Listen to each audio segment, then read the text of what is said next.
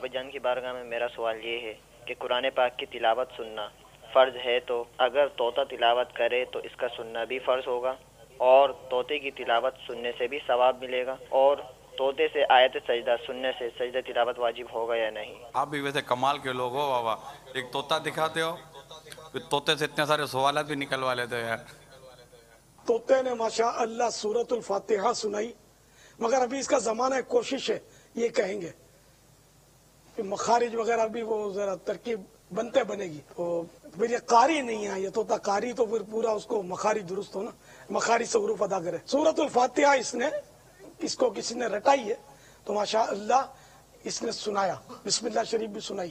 اب اس سے تلاوت سننا اور کسی مسلمان سے سننا دونوں کے احکام میں فرق ہے۔ جیسے جو لوگ قراءت سننے کے لیے حاضر ہوئے ان پر تو فرض عین ہے، ہر ایک پر فرض ہے کہ وہ کان لگا کر خوب توجہ سے وہ تلاوت سنے، فرض ہونے کی صورت ایک یہ ہے۔ دوسرے کے سب سننے کے لیے حاضر نہیں ہوئے تو اب یہ کہ ایک کا سن لینا کافی ہے، اب فرض کفایہ ہو گیا۔ اب طوطا اگر تلاوت کرے، پرندہ تلاوت کرے تو اس کا سننا فرض نہیں ہے، سننا جائز ہے۔